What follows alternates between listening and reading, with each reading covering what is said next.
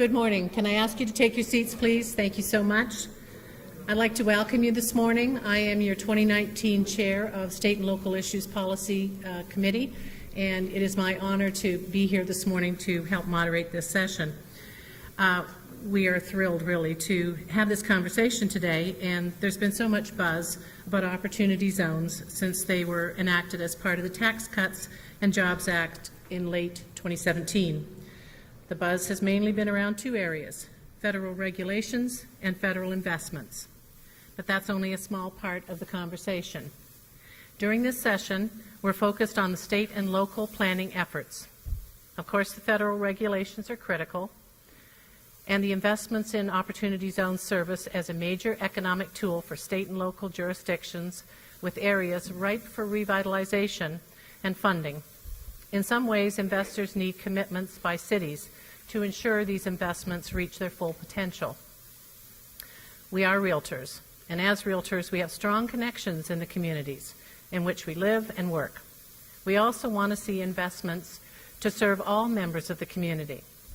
NAR wants to position our members, state and local realtor associations, as a leader in communities with designated qualified opportunity zones. As you listen today to our presentation, begin thinking about ways that your association can learn more and get involved with opportunity zones. NAR has resources such as the list of designated opportunity zones, IRS FAQs, and on the subject of opportunity zones, and opportunities through our community outreach programs through grants to support education opportunities about opportunity zones. We have two distinguished speakers with us today, and I know you're anxious to hear them and not me. Christopher Coes is the Vice President of Land Use and Development at Smart Growth America. Over the past 9 years, Christopher has advised cities on community revitalization and sustainable, equitable economic development. That was quite a tongue twister, including serving as an advisor to the U.S. DOT's ladder step pilot cities, Atlanta and Baton Rouge. In addition, he's facilitated numerous deal-making opportunities that have produced over $1 billion in new smart growth real estate deals. Prior to joining Locus, Christopher served as a consultant for governmental affairs campaigns at M&R Strategic Services. In addition, his work on transportation and real estate issues, Christopher brings over 15 years of experience in government relations, advocacy and coalition building, and program management. He currently serves as an active member of the Urban Land Institute, TOD Product Council, and the Real Estate Executive Council, and serves as treasurer and the board of directors of African American Real Estate Professionals of DC. And of course we have Bruce Katz, and I'll give a little bit more of an introduction to him before we hear him speak. But I would like to recognize this actual event is a collaboration between two teams at NAR, the advocacy group and the member engagement. And I wanted to personally thank Bob Turner, who was our 2019 commercial and business liaison, and to our NAR staff, Jean Mede. So thank you very much, and without further ado, Christopher. Oh, great. Good morning. Sure. Oh, I could just sit. You're going to sit here or going to do the podium? Whatever you prefer. Listen. All right, we'll do that. I thought we were going to do a fishbowl conversation, but that's good. Hopefully everyone is on their second cup of coffee this morning. Yes, exactly. First, I just want to just say thank you to the National Association of Realtors for inviting me to be a part of this panel, to Adrian, who we've done a lot of work. Just so you know, Smart Growth America is a national nonprofit organization that works to empower communities through technical assistance, advocacy, and thought leadership to create healthy places, share prosperity, and livable communities. My role is running our real estate division, including Locus, which is a network of about 300 real estate development companies and investment companies that subscribe to a triple bottom line. We care about profit, but we also care about the community that we build in, as well as the planet in terms of addressing climate change. Just for a few minutes, I'll just highlight a couple of things that what we're doing in this realm of opportunity zones. Now, by a show of hands, how many people here are opportunity zones experts? Or AKA, you know something about opportunity zones? Great. I always joke to say that anyone who claims that they're an opportunity zone expert, you always ask them how long they've been doing it, is no more than a year and a half. So we're all opportunity experts today. So one of the things three things I want to take away in terms of what we've been doing in the opportunity zone space. We were very hands-on, along with a number of other organizations like the EIG group and a number of others, really promoting the opportunity zones across the country. But more importantly, we were working directly with our real estate development coalitions, as well as our elected officials, to figure out what tools do they need on the ground to make opportunity zones really work for their community. And here's one of the first couple of elements that we found. Number one, we've recognized that many community groups, particularly these that are in distressed communities, particularly rural and second-tier cities, needed more capacity building. So one of the lessons that you as realtors should understand is that they're looking to you to provide insight knowledge of how the real estate market works, where the business market is going, and also how many of you know you may right now be serving as your local economic development manager. So one of the things we have done so far has been providing technical assistance across the country. Most recently, we have announced a Massachusetts Opportunity Zone Academy that will actually provide direct TA, economic development TA, to allow the communities to prepare their own project pipelines, but also organize non-traditional stakeholders. For example, many cases in these opportunity zones, you have universities, local churches, and nonprofit organizations who actually control land or have local business ideas. For me, I'm from Thomasville, Georgia. Everyone knew Miss Mary Louise, who made the best pies. If Mary Louise was actually partnered with a local corporation who had unrealized capital gains to invest in her pie business, that is something that we could have only done if we could actually create a table for them to sit together. So technical assistance and capacity building is a major key issue that we're seeing on the ground. The second issue that I would like to raise that you should be aware of. When we talk about opportunity zones, and specifically the tax incentive, and again, I know there have been many panels already talking about how the tool and how the tax incentive works, but one of the things that you should have on your forefront is understanding the gap. Understand the gap of making a real estate deal actually happen in your community, whether it's multifamily, whether it's affordable housing, whether it's commercial. By understanding the gap and how much that gap may be, for those of you who do affordable housing, just show your hands. Okay, those of you who do office, raise your hand. Okay, retail, for sale, everybody's going to raise their hand. Okay, great. Well, you all know that when these projects come together, when you put the capital stack together, there's always something missing. And in many cases, when you understand the gap of that actual project, whether it's on the public infrastructure side, then you know we need to talk to the city to see if there are new incentives or existing incentives that can actually help close that gap. If you're doing affordable housing, this is a true story that we're learning in Michigan right now, is that actually to do the affordable housing, there is still a significant gap to get the subsidy. Turns out, many of the people in Detroit actually are changing the affordable housing business model on its head. Instead of investing directly in the project where the gap is insurmountable, invest in an actual business that will actually create the affordable housing project, because the business itself can actually do other activities that allows the investor to reach the return on investment at the same time address the affordability issue in that project. So by understanding the gap, you're able then to understand who should be at the table and what's the business model that should support it. And then lastly, one of the elements that we did in 2018 was actually in a response to what a lot of our developers and local elected officials were telling us. Christopher, we recognize that we're in a rat race, right? Treasury has announced, or through some of their analysis, that they anticipate on a yearly basis that $100 billion will be invested in opportunity zones across the country. So many communities, many developers want to know, where am I in that investment spectrum? How much money can I anticipate? How do I make myself better?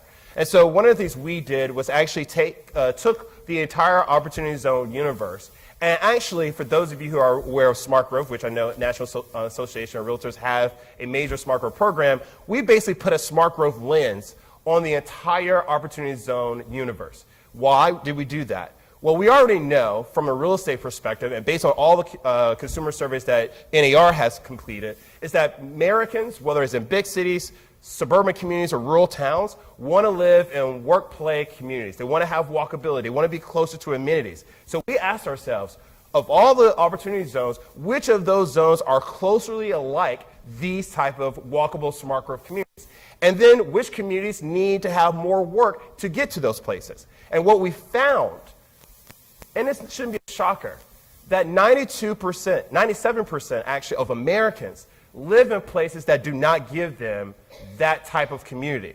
So from an advocacy standpoint, it's not just how do you get the investors in the community, it's really how do you bring the entire community together to understand they have to change their economic development strategy. How do they invest in their infrastructure? Are they investing in their downtown? Are they ensuring that local property owners are having the resources to retrofit their own homes so they're not displacing residents? Those conversations can only happen if you create a table where everyone can actually have a voice. And so one of the last things I will remind you about opportunity zones is this. A lot of the conversations about what we should do to make communities cool, vibrant, healthy, livable are conversations we've been having for 15, 20 years. The difference here now is opportunity zones allows us to create a table where every single voice, every single stakeholder, that grandmother who makes the best pies in the church basement, all the way to that local corporation who's been in that community who has trying to figure out a way to reinvest in their community. Now is the time for all of us to sit around the table to create the real economic development strategies that will lift not only the few boats, but all the boats in the community. And with that, I look forward to some of the conversation and Q&A later on today. Thank you. Thank you so much. Just by way of letting you know how the session is going to go, we're going to have each of our speakers talk about their work in the opportunity zones. And then we're going to, I have some specific questions that I'm going to ask both of the speakers, and then we're going to have about a 20-minute Q&A. So just so you know how that is going to go.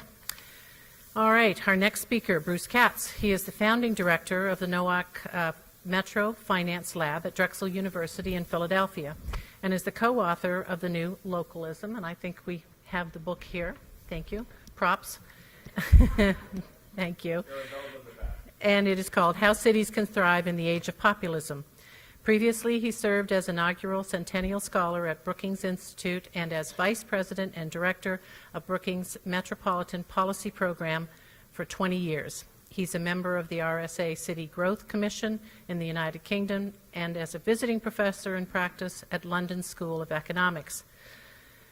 Mr. Katz previously served as Chief of Staff to the Secretary of Housing and Urban Development and Staff Director of the Senate Subcommittee on Housing and Urban Affairs.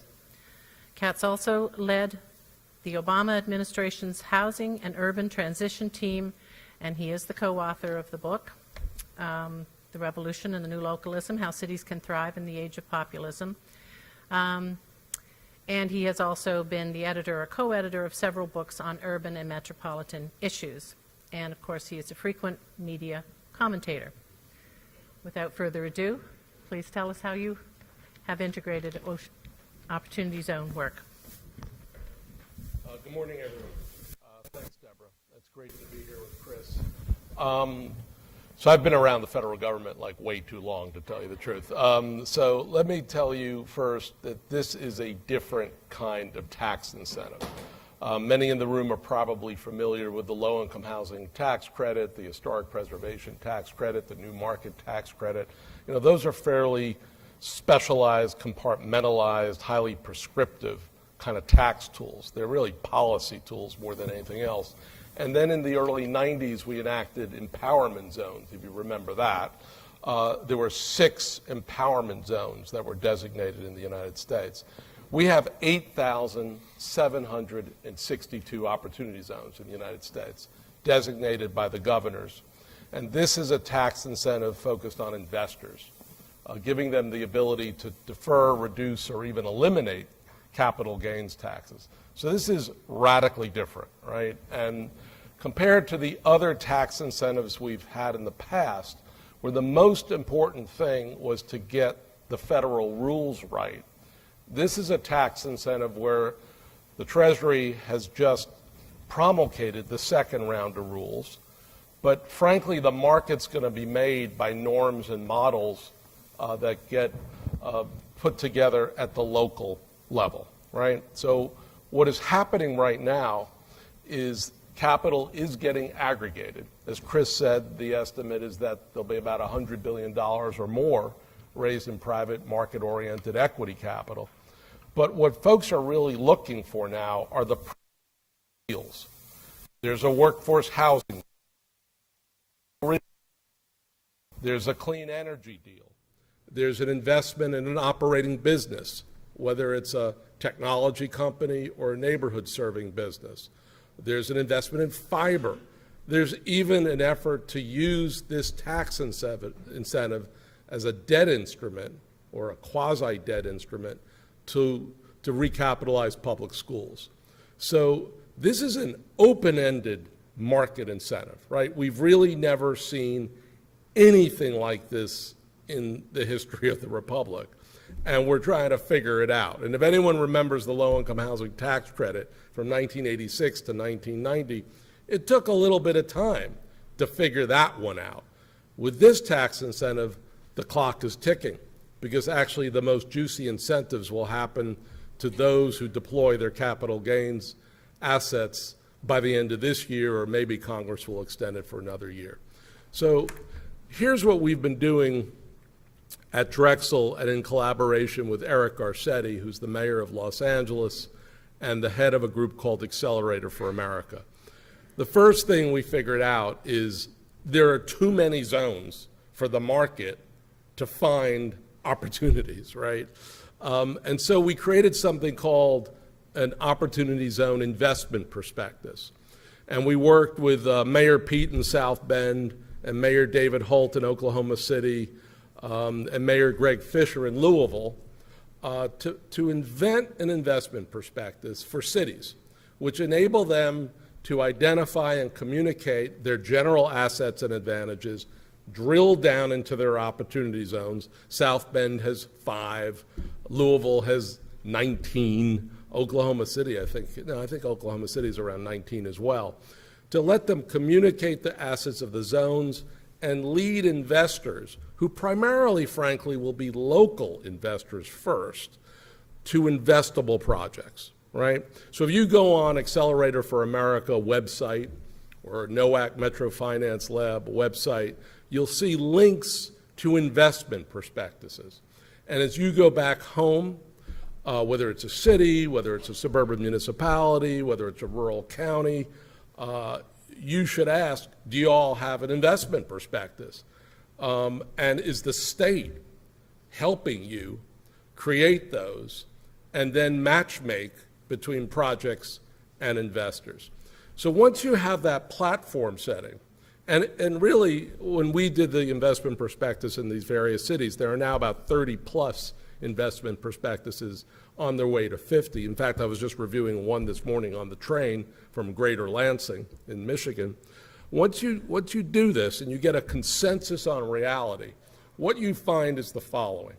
There really are not 8,762 zones. I mean, that are all separate, unique, distinctive, and you got to go to each one of them to figure out what the hell's going on. There really are typologies of zones. In the city world, or an urban county, I think everyone in this room, could name what are typologies, geographies of neighborhoods. There's the central business district. Many were named actually as opportunity zones. There's a hospital district. Usually they're right next to the downtown. There's a university district. There are industrial districts, either along the waterfront or near infrastructure. And then there are just pure residential communities. Once you begin to disaggregate into these typologies, then you begin to get a sense, okay, what kind of investable projects could go into a downtown versus go into a residential community? As you can imagine, radically different kind of projects, both in scale and in type. Once you go through the typologies, then you can begin to get to these prototypical deals. I mean, the market wants routines. They want to know what a workforce housing deal looks like in a hot market like San Jose or in a weak market like Erie, Pennsylvania. The only difference, frankly, between that will be the level of public subsidy or public incentive, which might include the transfer or disposition of land or buildings. That's the only difference between a hot market, a middle market, and a weak market, will probably be the level of public incentive or concessionary philanthropic capital to make the returns work for the investors. So what's going on right now is really what Chris said. Everyone's trying to figure out what are the real deals out there, shovel ready, and what's the capital stack of debt, subsidy, and equity that could give this class of investors the kind of returns they're looking for.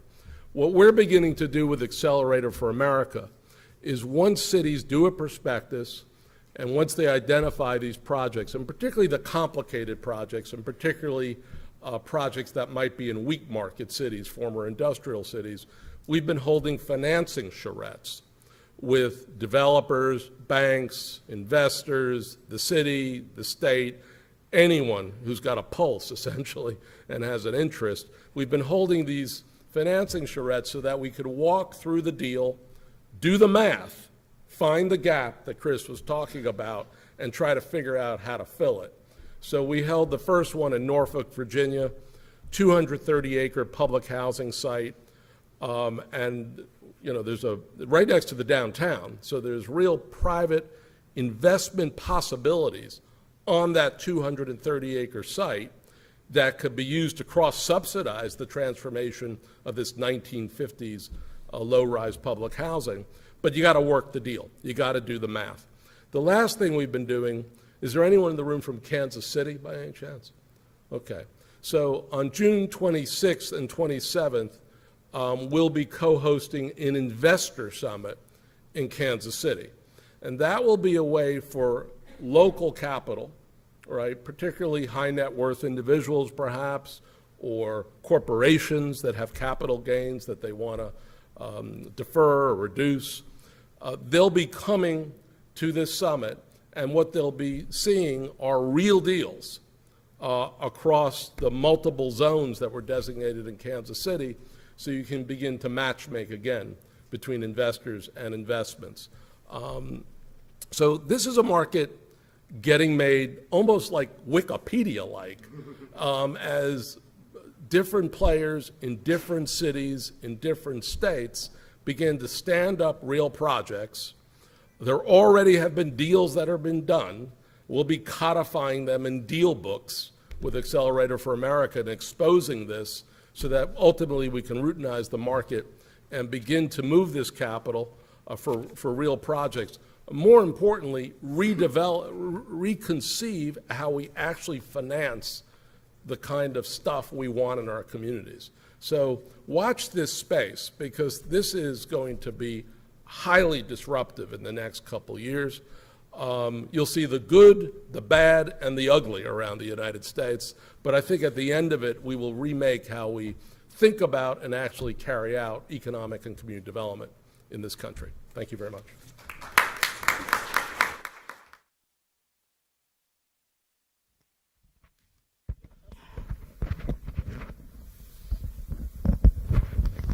Thank you both very much. So we have a couple of questions that we'd like to ask before we allow the questions from the audience, and either one of you may answer the questions or both. Is there a city or state that has been a leader when it comes to planning opportunity zones, and can you describe why that city or state would be considered a leader? Now, you've already talked about a city. Perhaps, Christopher, you'd like to take this? Sure. Can you guys hear me? Hello? No? Okay, good. So I want to piggyback off of Bruce's terminology of topologies to answer this question, because in addition to, in our handy-dandy Opportunity Zone ranking report, where we did a ranking of the best economic investable communities or opportunity zones, we also did it from the frame of social equity. And we actually identified which of the opportunity zones were best positioned to see accelerated displacement, as well as accelerated suburban sprawl. And in response to that, we were really fortunate to work directly with the city of Newark Mayor Baraka, who, interesting enough, before Opportunity Zones came online, Newark was actually engaged in the Amazon HQ2 debate. And the lesson that they learned during that conversation was that they were not ready at the community level. And what I meant by that was essentially, as they began to go around to all the neighborhoods to identify the projects and the assets that they could then pitch to Amazon, they found out that their communities did not want it. And so they actually did an aggressive, comprehensive community engagement plan that actually led them to create what is now known as the Newark's Equitable Development Strategy for their 7 to 12 neighborhoods. And in that is literally a crystallization of the neighborhood wants and needs, but also a performance-based metric of saying, in this neighborhood, we need X number of affordable housing, we need X number of jobs for this particular income level, and here's the infrastructure we need. And as any projects or any project sponsor, potentially an Opportunity Zone investor, comes in these neighborhoods, this is what we need at the end of the day. And by the way, if you do these things or help us get closer to achieving these objectives, we will accelerate you through our local permitting process. So that's one example of recognizing that there are specific typologies on the equitable development scale that communities are really need to take at heart. The second is actually here in my own backyard. One of the big challenges we're hearing from, at least in the capital markets, is that, again, as Bruce pointed out, there's 8,700 opportunity zones. Many people do not have the capacity to go around to these zones and figure out, kick the tires. But what they're looking for is the role for the state, and particularly the local governments, to show where should they go. And here in Maryland, the Maryland State Legislature, along with the governor, just signed a new opportunity fund. Essentially, the state of Maryland has basically said, look, we are going to create an opportunity fund. We're going to see $25 million, and we want the investor class to come and co-fund and finance with us, and we will identify the projects across the state that meet a triple bottom line outcome. And by the way, will structure the deal in such that the state will take a first loss position, which in other words, if you're an investor, the state is going to lose out first before they touch your money, right? Mm-hmm. So I say that to say is that what we're finding is either on the equitable development side, the cities who are taking, like Newark, like Atlanta, who are actually going into the communities and actually figuring out what those communities want. Guess what? That's good for the Opportunity Zone investor, because no one wants to find out at the 31st month, because as Bruce pointed out, there are timelines. If you deploy your capital and you find out halfway through the deal the city or the community doesn't want it, you may get penalized by IRS. And on the flip side of that, by knowing and having a state partner actually going out and identifying the projects for you, you have that level of confidence, and also it reduces the risk profile for exposure for investors. So those are two good examples I think we're seeing. And again, I think I will go back on this. 1,000 flowers will bloom.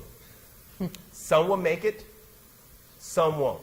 The ones that make it, do their due diligence.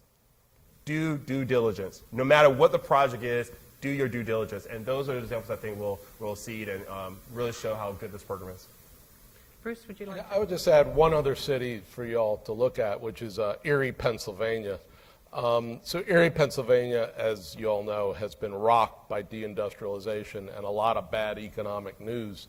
What they did, and I think what's so important about what Chris said, is a bunch of cities were already doing a bunch of things before opportunity zones.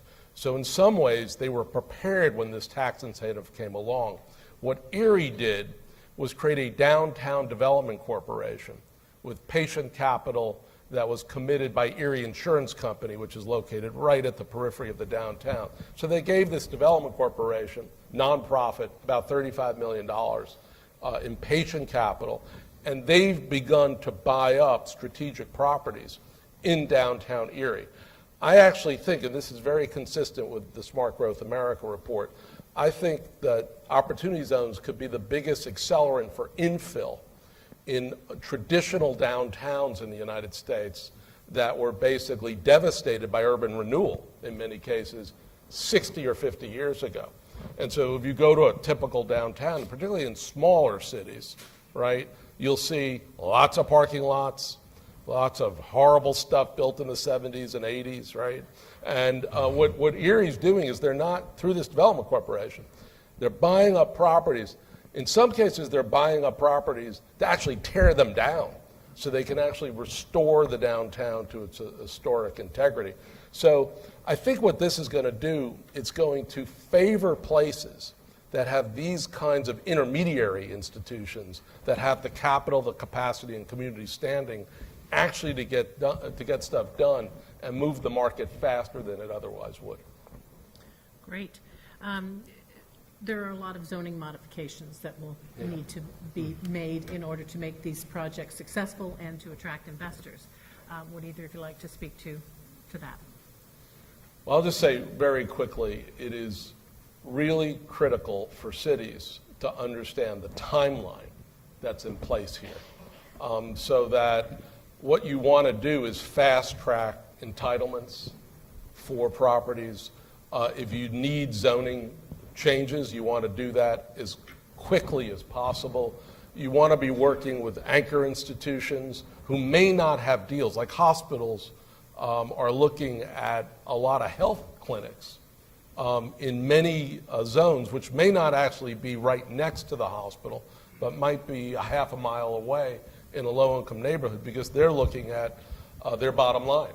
And obviously, if you can reduce some of these health disparities, even bring in healthy food into some of these communities, which is probably going to be its own deal type of itself, then obviously the hospital system can benefit. So the city has to be close to not just traditional real estate developers, but to these anchor institutions that can drive some large-scale new kinds of products, and also to small businesses, whether they're growth companies located in the central business district that are expanding out, manufacturing companies. A large number of these zones have land that's available for manufacturing kind of activities. I've seen a bunch of these. I've seen companies already beginning to think about resiting their production facilities because they're sort of growing out of their existing space. So a city needs to be really close to the action. And then you can begin to make, in a fast-track way, changes to zoning and permitting and other issues. Yeah, I think the only additional element I will add is intentionality. And one of the things I'm constantly running up against, particularly in second-tier, third-tier cities, is that without lack of intentionality, the market will do everything it will do, but the residents and the businesses that are there may get left behind. And what I mean by that is, oftentimes these conversations have, or in many ways, oftentimes do not have good community representatives. And I'm not just saying the housing advocate or your traditional community group, but those who actually have real assets. And I think that's one of the key elements where you really will find the cities who do it right, when we look 10 years or 15 years back from this moment to see, did this particular tax incentive truly lift all boats? It would be the cities that actually were intentional in making sure that that table, that conversation was inclusive of the local residents and the local business. The last piece I will talk about now in terms of what the industry, beyond just the city, but for those of us who have our local associations, is how do we help diversify the real estate industry or the small business community locally? And one of the challenges we're beginning to find, and let's just be honest, 90% of those who have capital gains may not look like the communities they're in, right? Let's just be honest. But there are local minority real estate developers on the ground. There are minority investors who are on the ground. There are minority businesses. There are minority contractors. How are we ensuring that those existing ecosystems in those communities that may be aligned with us in various associations, whether it's through the chamber or through our own realtors associations, how do we ensure that when we look back 10 years from now, those local-based ecosystems actually expanded? And a perfect example of that is in Atlanta. In the city of Atlanta, which is oftentimes the poster child of minority-owned businesses, has one of the highest concentration per capita of minority-owned businesses. But when you look into the data, over 96% of those minority-owned businesses are sole proprietors. Think about it this way. If we use opportunity zones and allow and invest in those businesses, if those businesses are able to create just 3 jobs each, you would eliminate the unemployment for black males and black females in the city of Atlanta immediately. So those are the type of strategies, and and I think one of the interesting elements about opportunity zones is finally allowing you to think at scale, but you have to have intentionality. Great. Once these investments are made, are there specific tools that you can identified to help protect some of our existing businesses, but also some of the existing communities that will, enjoy, if you will, some impact on their communities, and perhaps the question of property values. Well, I'm really glad you asked that question because just recently I was fortunate to attend a Opportunity Zone Summit hosted by the White House, and one of the first, I wouldn't say victory laps, but it was literally, here's a good thing item was that across opportunity zones, when you compare them to similar low-income distressed communities that were not opportunity zones, land values in those zones increased by 20%. So the idea is someone who owned a home was worth $100,000, now is worth $120,000, right? $120,000. Well, initially you'll say that's a great thing. Well, in those moments, in that conversation, one of the first things I would say to that local community is, what have you put in place to ensure that 60-year-old woman who now realizes her property taxes are going to go up, how is she protected? What are you doing right now to ensure those economic corridors that Bruce Katz has mentioned that are clearly downtown adjacent are perfect urban corridors for revitalization? What conversations are you having right now through your main street to talk to the existing property owners, landlords, to figure out how you protect small business? Because oftentimes what happens is the landlord looks at the lease rents and says, you know what?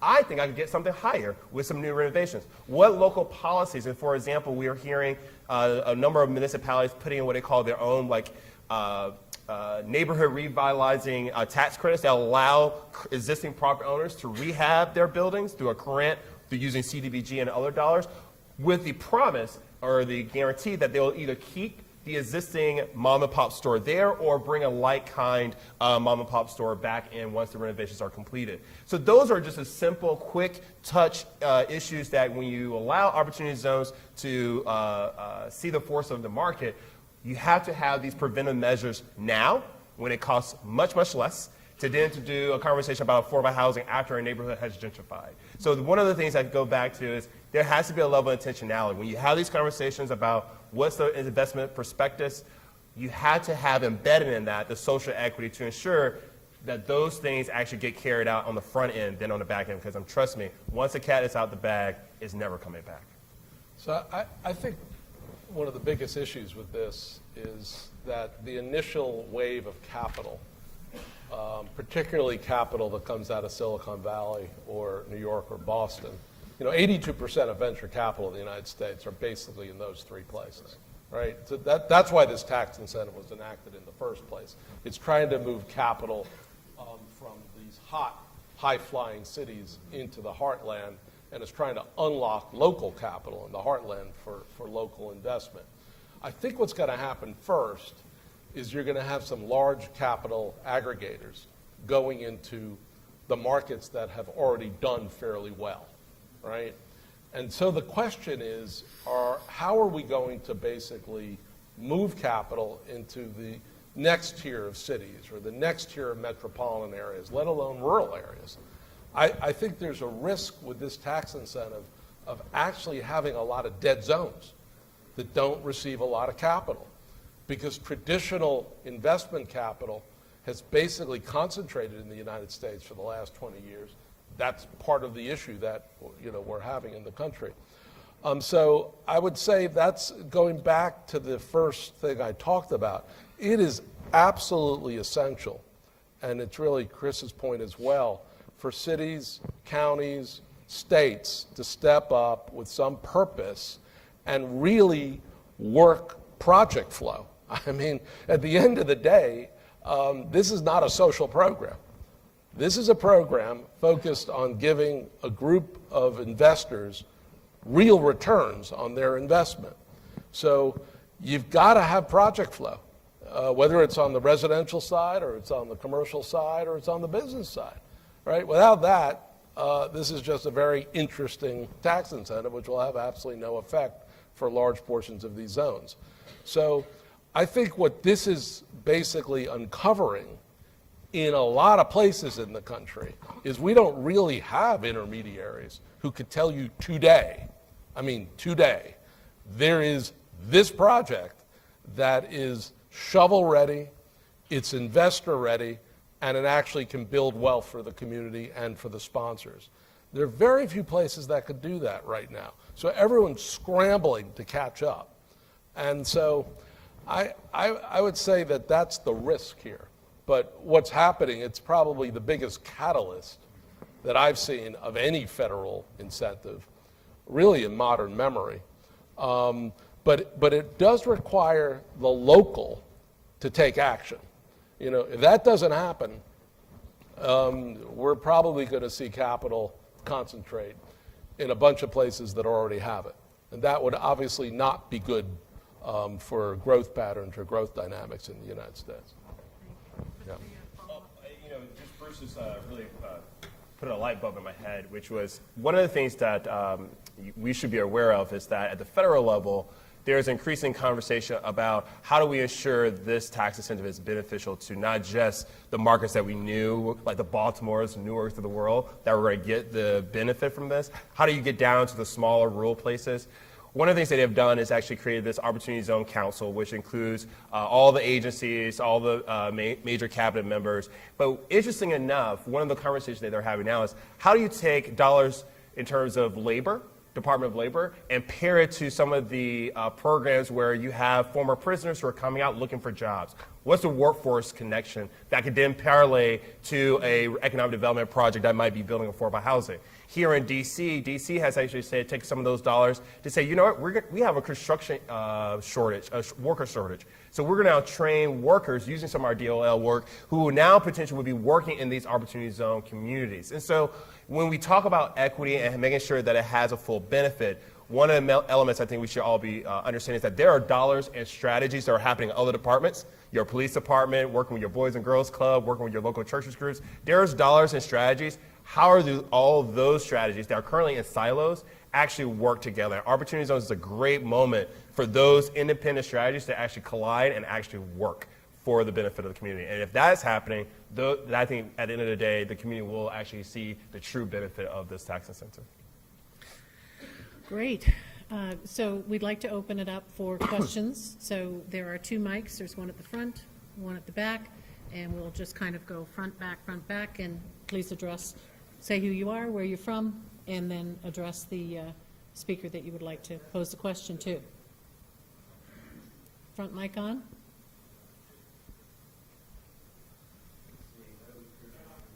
They're hot.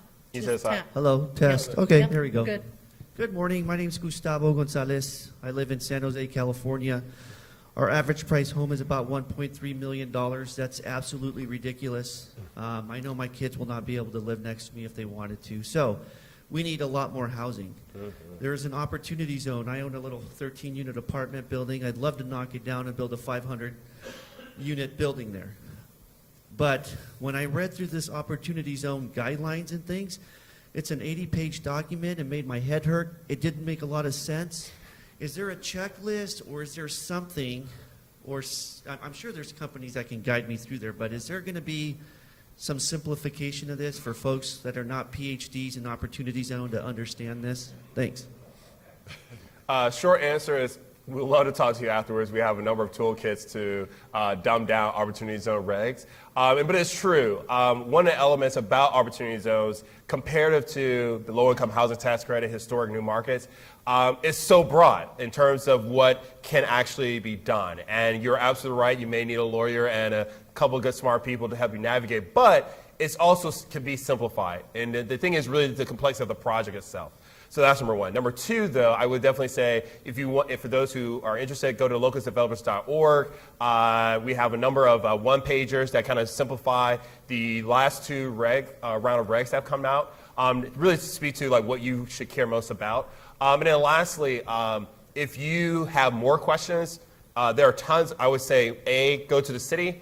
Because oftentimes these are normal transactional deals. The question here is, what kind of equity partner are you looking for? Right? And what the regs are written is basically advising those who have the capital, Opportunity Zone taxes in the capital, how they should operate in the space. So if you're a project sponsor, your main question is, how much equity can I actually take in my existing project? And then let the investor figure out all the legality in terms of the fund structure and so forth. So I think that's the element of don't get too caught up unless you're going to be that equity fund investor. Right now is figure out your project, how much your gap is going to be, and where can equity come into that project. Okay?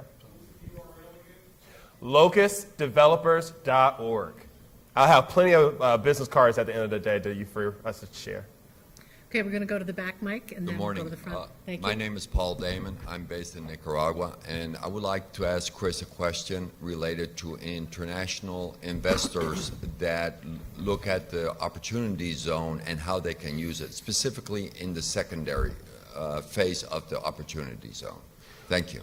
Thank you. So, of course, one of the things that we all have to be under the same page, this tax benefit is for American unrealized capital gains held by American companies, individuals, right? And so, in many cases, global companies that do not have an American company that has that particular capital gains cannot directly benefit from the tax incentive. However, we were actually in conversations with a international rail car manufacturer who's interested in locating in an opportunity zone because, in their view, if they create an opportunity zone qualified American business, they can partner with other American investors as a co-investor, and that as they begin their long-term presence or a growth strategy, they see this as a benefit for them. Number two, one of the big issues here is that, as Bruce pointed out, there are a lot of markets and a lot of first movers in the space. And if I was a global investor, which we've been advising some, you would want to find out where people are going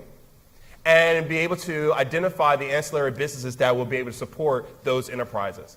And then lastly, I think the big piece here is one of the things we got to remember, and I think this is one of the, for those who were participating in my panel yesterday, saw this point, and that is when we look 10 years from now, when everyone is now trying to cash out and take full advantage of the 10-year element of the tax incentive, the question is, did you create a business or a project that actually has an exit strategy that someone 10 years or 15 years from now will actually want to buy?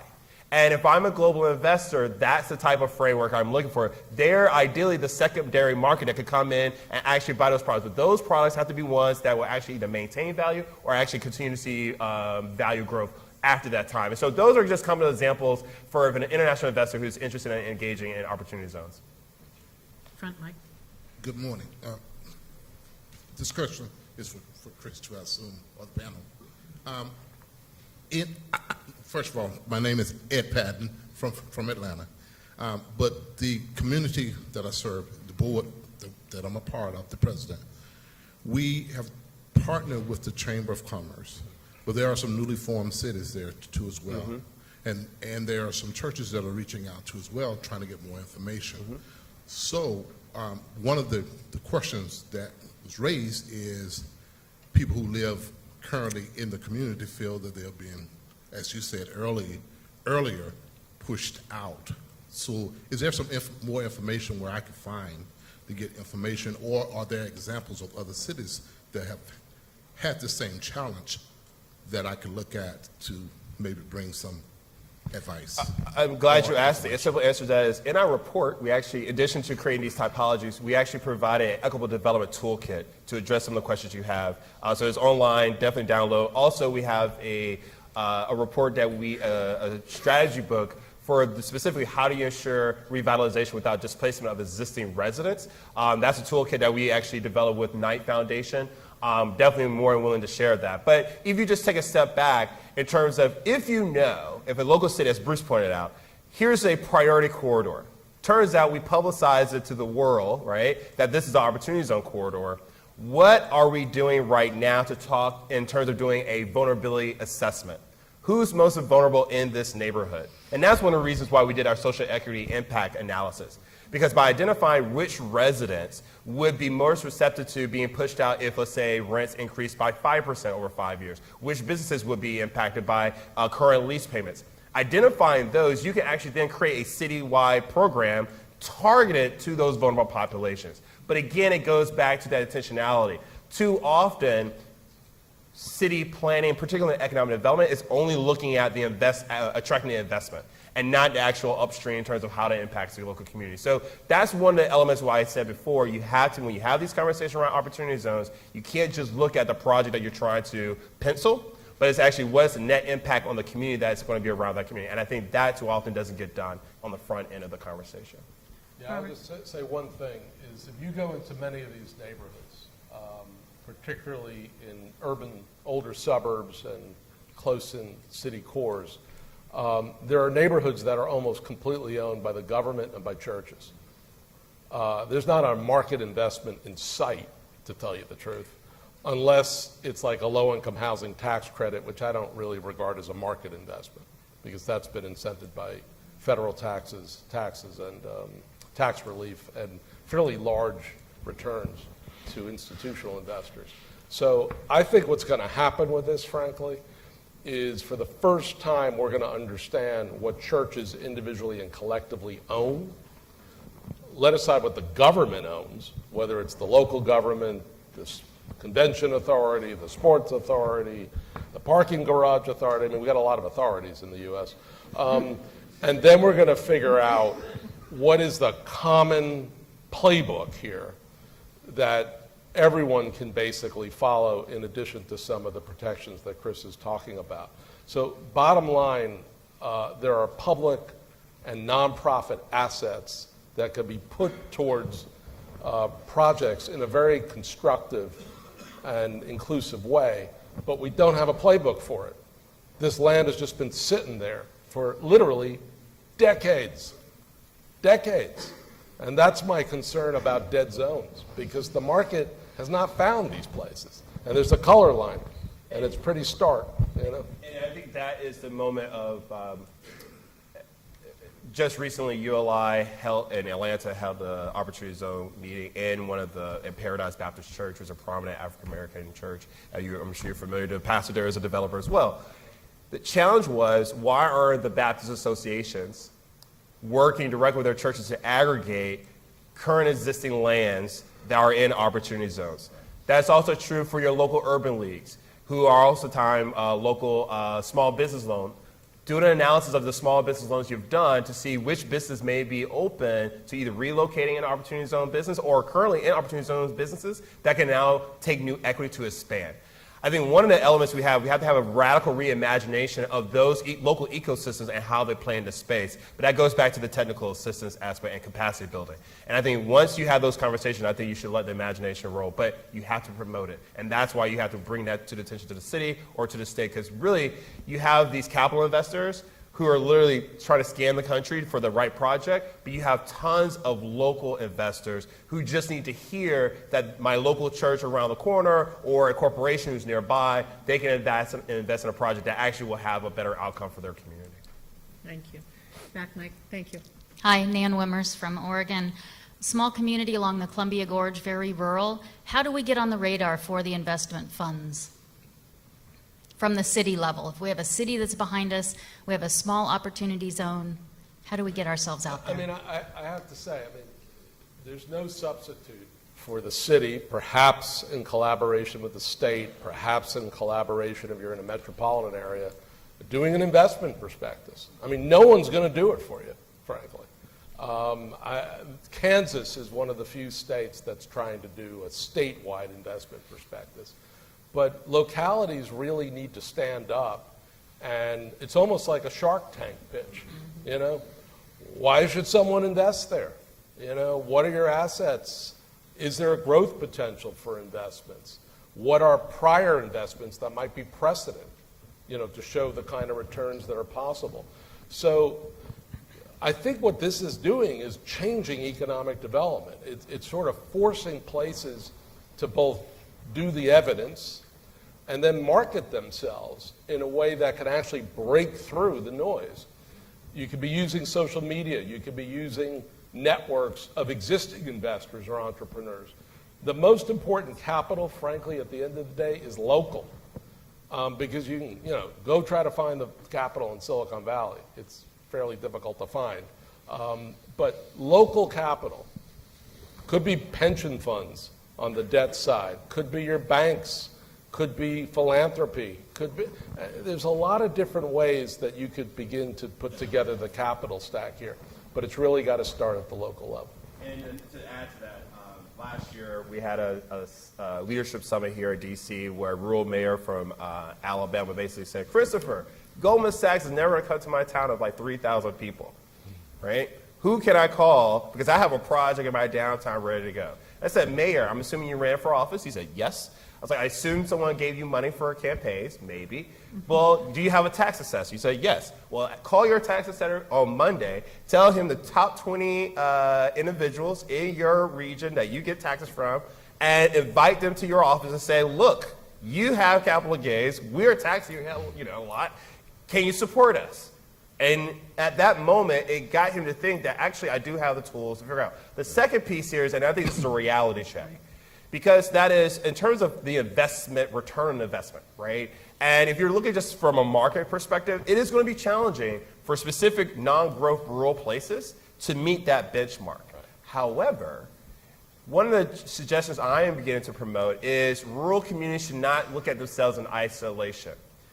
Now is a time to actually aggregate with your regional and state partners. And one of the things we are suggesting to state government to say, particularly for your rural communities, and even some distressed communities that do not have the capacity, you're not going to get a return on investment on a single project, but what happens if you start bundling projects and move to a portfolio perspective, and where now the state could do a rural fund and then partner with urban projects. So maybe you have an urban project that has a IRR that's way beyond 20%, but you partner with an 8% rural project, you have an average of about 15 to 17%. So everyone wins. And so one of the things I would just highlight here is, yes, rural communities are going to have a challenge, but they should be partnering up with other rural places along with the state to actually aggregate so you can actually go to scale and then partner and get the real return on investment that the capital investor would be looking for.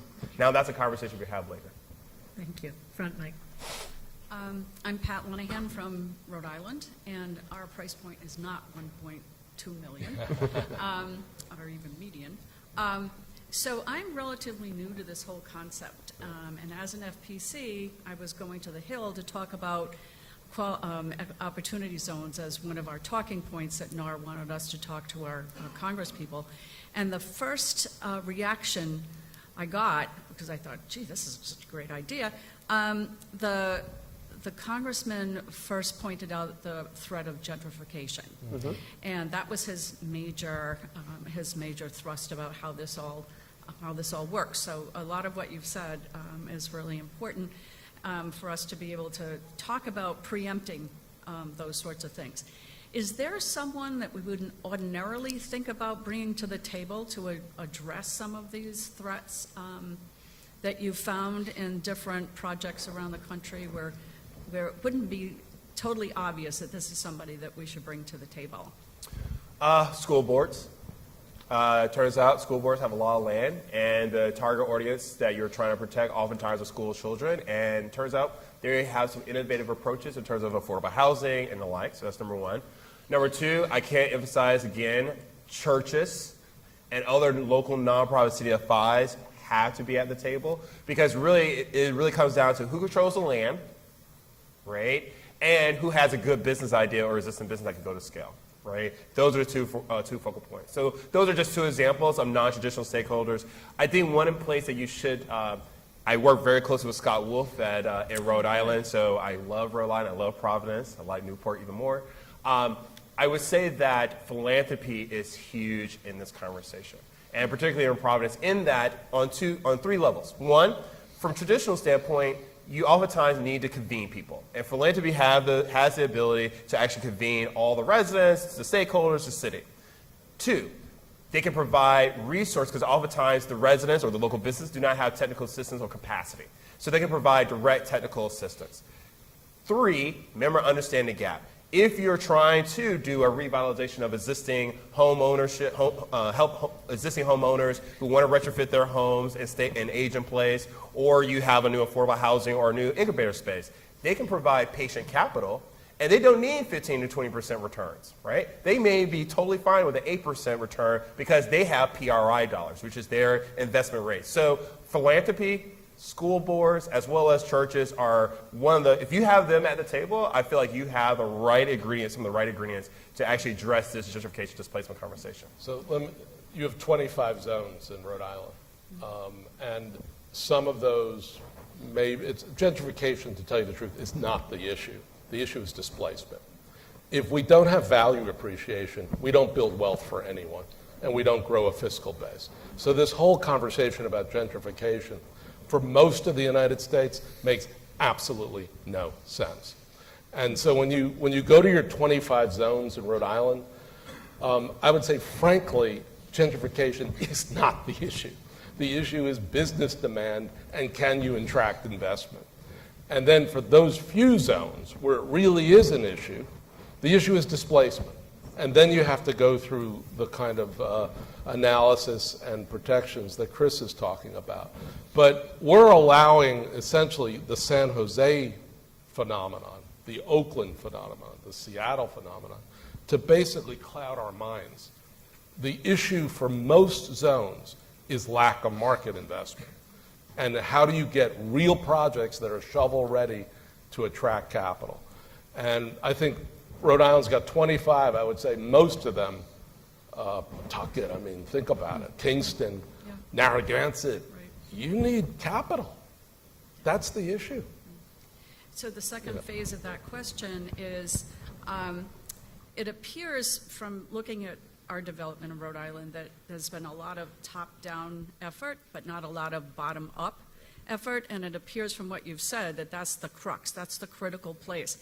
And most of those folks they've no training to do that, they've no place to go for resources. What would you suggest?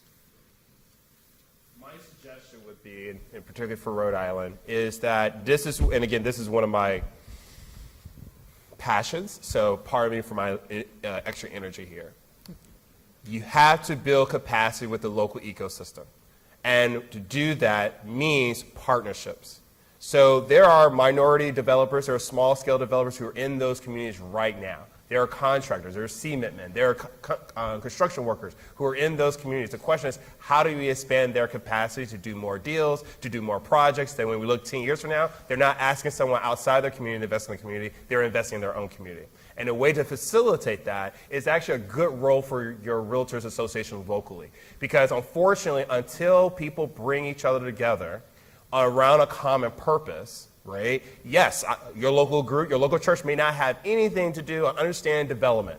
But if you partner with them with a local real estate association who can provide that skill set, you actually have something, right? If you layer that in with a foundation who can say, you know what, we're now going to train high school students, right, in construction and trades, you now have something. If you layer in the hospitals who are saying, you know what, this particular neighborhood has substandard housing and they're our #1 target for our ER usage, we can bring additional dollars to help retrofit these homes. So I think the issue is who can bring folks together, and associations like the realtors, like Smart Growth Rhode Island, you have to now step up. If you keep your head in the sand, yes, the world will go on by itself. But right now, the Opportunity Zone conversation is really going to be forced by people who take it by the horns and actually drive it to the direction that they want to go. Thank you. Back, Mike. Hi, Jed Backus from New Haven, Connecticut. I had a quick question for Chris. You had referenced groups in Michigan, I guess, that are flipping the housing or affordable housing model on its head, I think is how you put it. And can you elaborate on what businesses specifically they are combining, what that model looks like, and do you think it does have an exit strategy potential, whatever this combination of products is? Thank you. Great question. So I'm not at liberty to tell their name, but if you come to my leadership summit, they're actually going to give a presentation, so just go to our website. I'll be, without being tongue-in-cheek, you may know Jill Farah and Shannon Morgan, who used to be with Shelbourne Development. They just launched a new Opportunity Zone business called, I think, Renovare Development, and it was in a partnership with a equity partner who was interested in doing multifamily affordable housing in Detroit. But of course, as you know, the local Detroit markets, they have so many sub-markets, and it's very hard to make those subsidies pencil. The equity partner then decided, you know what, let's flip this business model on the head. And instead of us co-investing in an actual building, why not we just give you working capital to go do development throughout the city and as well as throughout the region. And based on that business model, the equity partner, who is the Opportunity Zone investment using their capital gains, was realizing, you know what, we're actually able to get to 10 to 15% investing in the business side because the business is not hammered about where the projects have to be as long as 50% is within opportunity zones. And so that's just one example. But the flip side of that is that now you actually have to ask yourself, well, if you take that model, what other businesses that actually support affordable housing could we also create into qualified businesses that will then give the return and a better business model to a equity partner? Because in that same vein, you actually have a conversation on the exit strategy where the benefit for the investor is actually all the returns and the cash flow retail, the rents that they're getting. They can easily exit out because the business will still be there, and they can buy themselves out of the ownership of the overall business. So that's just one example. There are many, many more. And again, 1,000 flowers is going to be bloom, but at the end of the day, you have to understand the gap, understand the return on investment requirement from your investor and the ROI that is associated with that, and then figure out, because it could not have, and I want to pin this here, what makes Detroit very interesting is that the city of Detroit is now layering additional incentives for affordable housing, right? So that makes that project work. Understand the gap and figure out the right business model and investment model to make it work. And I think that's the key thing to take away. So I think we would all agree that this is a great conversation, and with the permission of the speakers, we'd like to extend it another 10 minutes. Is that okay Sure. with you? Are you all right with that? Thank Just you. need another cup of coffee, I think. Somebody get coffee. All right, so we'll go to the front. Fantastic. Thank you very much. This is a phenomenal program. I want to thank our staff, Adrian and Aaron. I've had the great pleasure of working with Adrian for a very long time. I'm looking forward to the pleasure of working with Aaron. This is a great opportunity. We can't do this alone. My name's Eric Friedman from St. Louis. I'm an FPC for Congressman Clay. We passed in Missouri a Missouri Historic Tax Credit, 25%, 100% transferable. It included homeownership. I'm telling you that story because we can do the same thing with this program on a national level. If we invest our time, our association's time. I've already talked to, my congressman wants to do town hall on opportunity zones, unlike the former FPC's congressman. He understands this issue. Lacey Clay, I started my relationship with him in the state legislature when we passed the Missouri Historic Tax Credit. I've asked, what you don't know is that Chris was hired to work with a group called Locust that was formed by a developer, a major developer by the name of Chris Lineberger, who was an executive in residence at the Brookings Institute. Work directly with Bruce? Say again? Work with Bruce. And you work with Bruce. So we have the intellectual capital sitting on the podium to assist the realtors, all of our communities, all of our states, in actualizing this to a new entire level that I don't think we've ever done before at the Association of Realtors. We're going to do it in Missouri. I'm working with Roy Blunt's FPC, Lane Morrell, a former president of the National Association of Realtors. We're going to do a webinar for our city and a webinar for our state. It gives us a great political opportunity to help our rural areas there too. We have a rural legislature dominated, and the economic development is based on the cities, Kansas City and St. Louis. Two questions for you. You've already named Locust Developers Org as a resource URL. Will the staff take these resources, put them on a page for us so that everyone here can know them? Will the video be available for all of us so we can take this video back, and will you make sure that's going to be on the page also? We can develop a plan also using, how many of you are commercial in the room?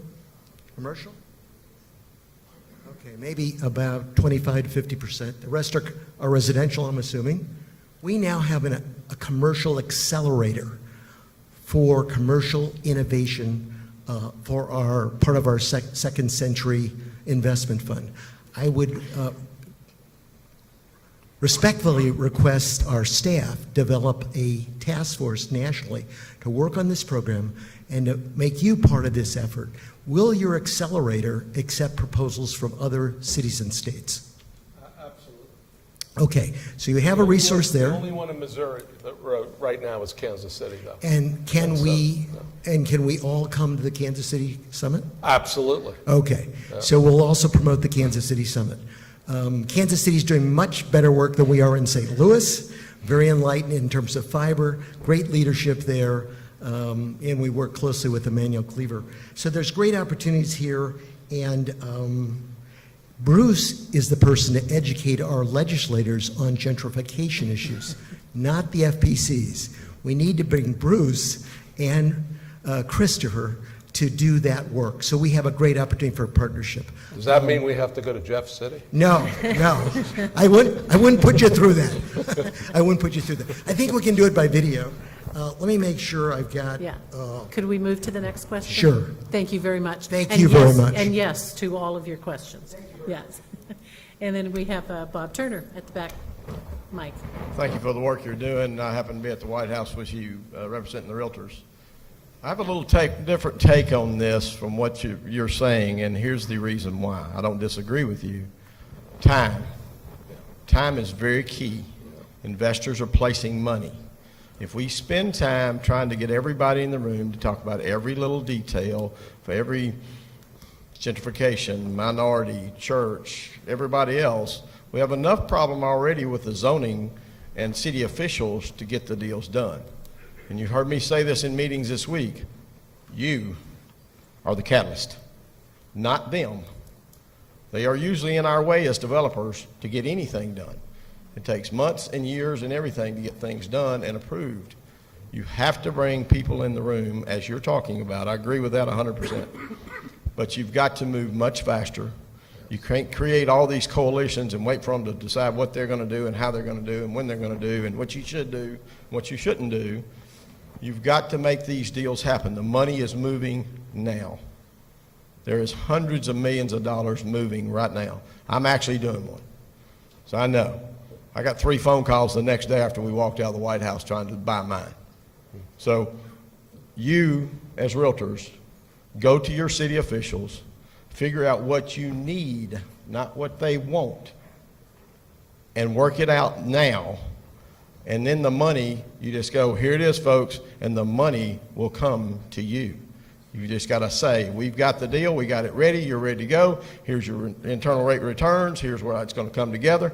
And then you can bring everybody in and say, okay, how do we protect the workforce? How do we build workforces from the prisons and from the homeless and everybody else? And you start putting all these things in, because once that money's on the table and you've got a development, that's when everybody else starts coming to the table.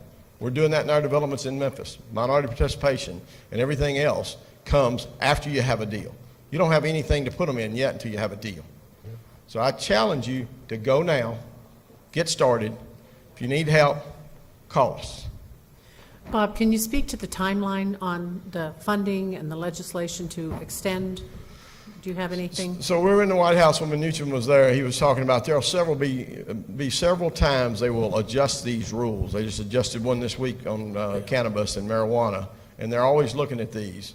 They've already said if you're held up in a city on zoning or some problem, you're going to get extensions from the IRS. They're not going to penalize you. So they're working through these rules. And yes, we need an extension, but I'm going to bet that when December 31st comes, even if we don't have an extension, they will go retroactive and say you're okay. The money is already moving. The money is who's going to decide how this is going to go, because they're learning from a tax standpoint how to move money and get it invested. So they're looking for the deals. And if we've got the deals, they'll come find us. I think we're good on the rules, and everybody I've talked to, yeah, they're cautious. But the money people accepted the rules the day that they announced on the second round, and they know there'll be tweaks, but the money is already moving. I just want to, in reaction to that, I think you're absolutely right. The first movers, those who are swift and quick, will get the most benefit because it is time sensitive. But one of the things I would highlight is that this particular tax incentive doesn't expire until 2036 in terms of the zones themselves. Everyone has to pay the tax in 2026, but the 10-year benefit extends all the way to 2036, and after that, you have till 2040 to actually get the 10-year mark. So with that being said, there's going to be a whole horde of folks running to December 31st, 2019 to get the full benefit of this tax incentive. And guess what? Come January 1st, there'll be another herd to get the just the next level of benefit. And guess what? There will be another herd who just want the 10-year capital exclusion. And because of that, one of the lessons that I've learned from New York and a couple other cities who were actually doing this work before opportunity zones, we all know this from the real estate community. Isn't it much better working with the community, with the city that actually has their ducks in a row? They know what the community wants. They know what incentives they're going to have. So when you come in with your project, all they have to say is, do you meet these qualifications? Yes, yes, yes. Go for it by right. Versus, I got a project, now turns out when everyone found out about my project, they're pissed off because they weren't part of the conversation. What I'm suggesting here is that wouldn't it be great? We in the real estate industry use opportunity zones to solve some of the traditional issues that we have with city and economic development planning, which is we always get our projects ready and then someone yells at us because they didn't like it or they weren't part of it. Let's use this as an example of how development should happen in this country. What things that, from a permitting process, zoning process, a community engagement can we do now that we can then set in stone for years to come where there may never be another opportunity zone? So I think you're absolutely right. Time is of the essence, but let's not let this moment go by of teaching the reforms of how equitable development should happen that allow all of us to do our deals much quicker and get the equitable outcomes that we want.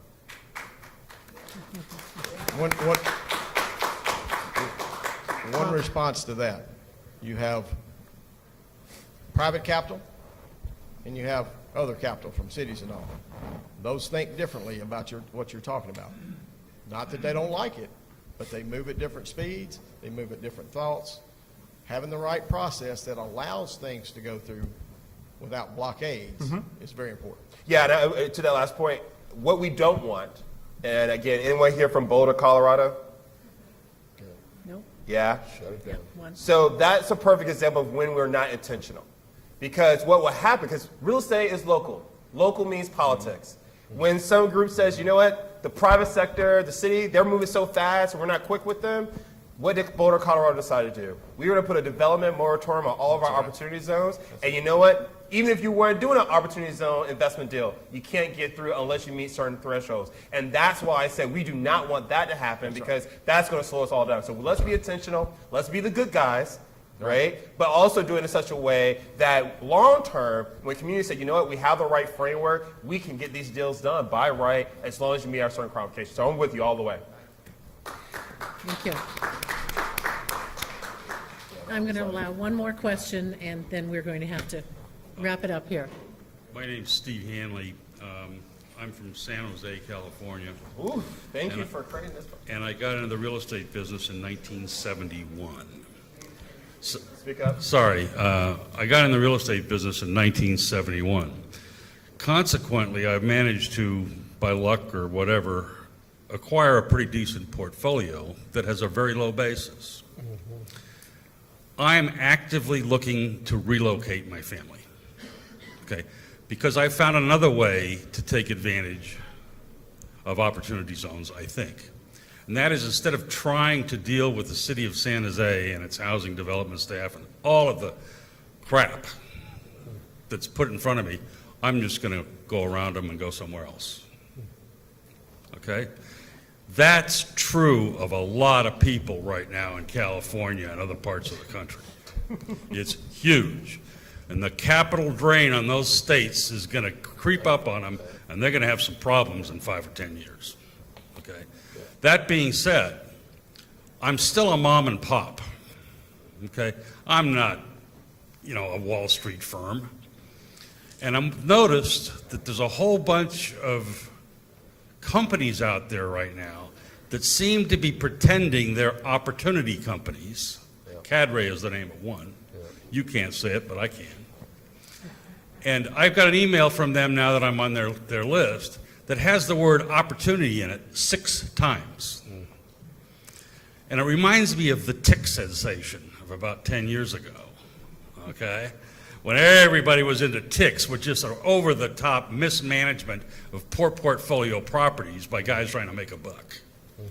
So I think we need to keep an eye on that in this whole conversation, because misrepresentation of what an opportunity zone is real easy. Okay, the third part of this is, where do I go? Okay, I've got to move, I don't know, $20, $30 million worth of real estate out of Silicon Valley to somewhere, and I don't know where to go and still have a life. Have you looked at Monterey Bay? I already own a place in Monterey Bay, okay? Right As a over the matter hill. of fact, Right over I've got a 2-acre parcel in Marina in an opportunity zone. Absolutely. Yeah, but you know what? There's a moratorium on planning permits in Marina until they get the cities north and south together. I can't wait. I can get a shovel in the ground in 2 months and build 61 units on a 10-unit existing property, but I can't do it because of the local bull. I'll give you And I'll leave someone. off the I other think half. they'll be Give me the happy name to of continue Okay. that conversation afterwards. Is there a question? The question is, how do you deal with that? How do you know where to go? Well, you're not going to have this kind of local pushback. So, a bunch of cities, municipalities in California have prospectuses. They're open for business. I don't want to be in California.